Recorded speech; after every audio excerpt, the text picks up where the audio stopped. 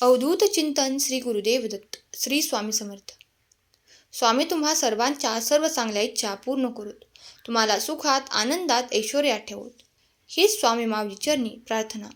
माझ्या प्रिय बाळा, एखादी व्यक्ती जर आपल्याला दुःखी करून आपल्याला सोडून गेली तर त्याचं वाईट वाटून घ्यायचं नाही. प्रत्येकजण आपल्या आयुष्यात काही ना कारण घेऊन येत असतो आणि जाताना एक शिकवण देऊन जात असतो. ती सोडून गेलेली व्यक्ती शिकवून जाते की प्रत्येकावर विश्वास ठेवायचा नसतो आणि ठेवला तरी गुंतायचं मात्र नसतं.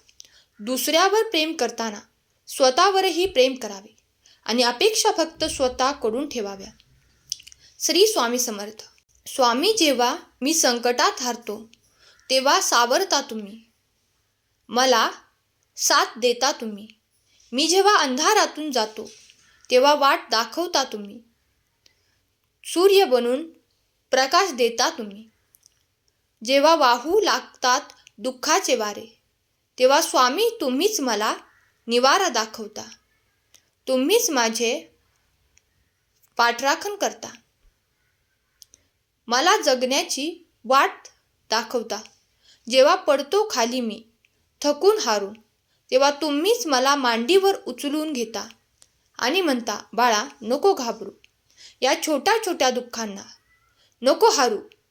आता लक्षात ठेव, कितीही मोठं संकट पडो, त्या संकटाची गाठ माझ्याशी आहे. तू घाबरू नको, मी राहीन सदैव तुझ्या पाठी, तू भिवू नकोस.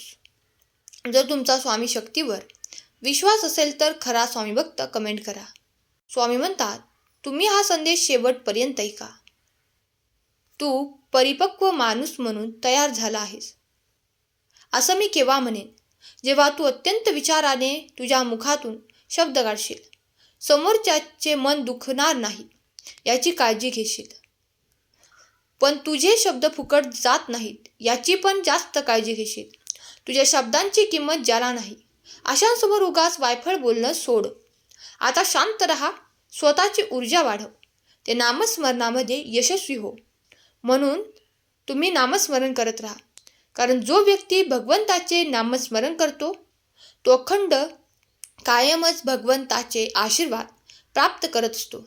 जेव्हा जेव्हा तुम्हाला तुमच्या आयुष्यात भगवंताचे, स्वामींची गरज असेल तेव्हा तेव्हा तुमच्यासाठी ते नक्कीच धावत येतील. फक्त तुम्ही त्यांच्यावर विश्वास ठेवा. हे स्वामी समर्था, हे ब्रह्मांड नायका, कृपा सिंधू, अखंड मानव जातीवर व तुमच्या भक्तांवर जे संकट आले आहे त्याला तुमच्या प्रखंड तेजाने समोर नष्ट करून आपल्या भक्तांचे कल्याण करा, हीच तुमच्या चरणी कळकळीची विनंती. स्वामी भक्तांनो, स्वामींसमोर केलेली प्रार्थना ही यशस्वी होत असते. ती फक्त निस्वार्थपणे मनापासून केलेली असावी लागते. सहमत असाल तर होय कमेंट करा. आयुष्यात अनुभवी व्यक्ती येत असतात, तुम्ही त्यांच्याकडून शिकायला पाहिजे. आयुष्य तुम्हाला अनुभवातून शिकवत असते. अनुभवातून आपल्या हातून झालेली चूक तेथेच लवकर लक्षात येते.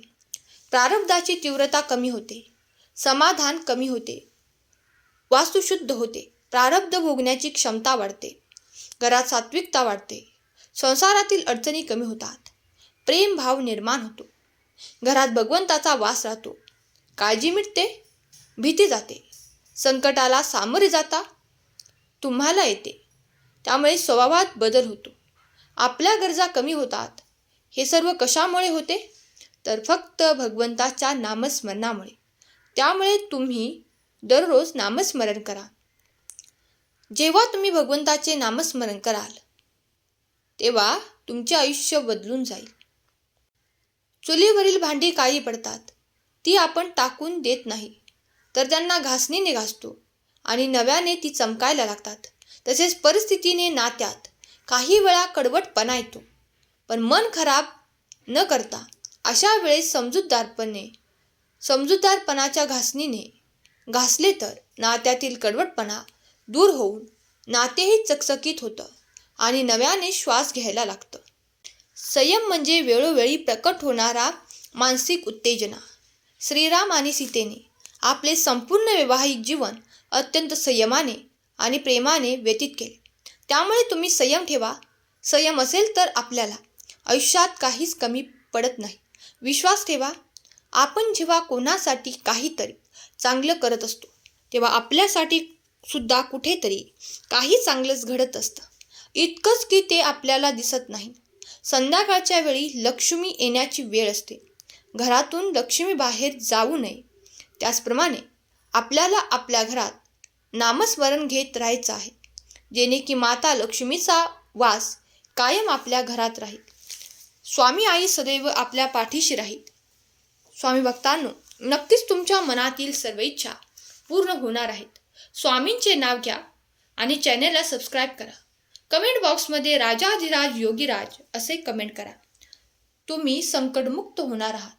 इतकेच नाही तर तुमचे प्रामाणिक प्रयत्न बघून स्वामी तुमच्यावर खुश होतील आणि बक्षीस म्हणून तुमच्या अपेक्षापेक्षाही मोठे फळ तुम्हाला देतील. फक्त तुमच्या स्वामींवरती विश्वास ठेवा. मनुष्य केवळ आपल्या गुणांनी आणि कर्मानेच मोठा होतो. गुण चांगले नसतील तर या गोष्टी सर्व मातीमोल ठरत असतात. फक्त भगवंताकडे एकच प्रार्थना करा, हे स्वामी आई, हे स्वामी समर्था, पृथ्वीवरील रंगमंचावर तुम्हाला जे पात्र दिले आहे ते उत्कृष्टपणे निभावून घेण्यासाठी माझ्या शरीरात जे जे आवश्यक गुण आहेत, कौशल्य आहेत ते विकसित करा आणि तुम्हाला अपेक्षित परिणाम साध्य करा. पण हे स्वामी समर्था, हे करत असताना मला तुझ्या अनंत भक्तीची ओढ असू दे, जेणेकरून अहंकार मला शिवणार नाही. मला अहंकाराचा व्हायरस लागणार नाही आणि मी तुझ्या चरणापासून दूर जाणार नाही. हे देवा, तूच माझा पिता, तूच माझी माता, माझा गुरु तूच.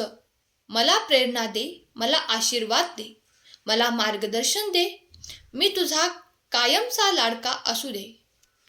धन्यवाद देवा. आजचा संदेश शेवटपर्यंत ऐकल्याबद्दल धन्यवाद. केलेली सेवा स्वामींचरणी अर्पण करते. श्री स्वामी समर्थ. जय जय स्वामी समर्थ.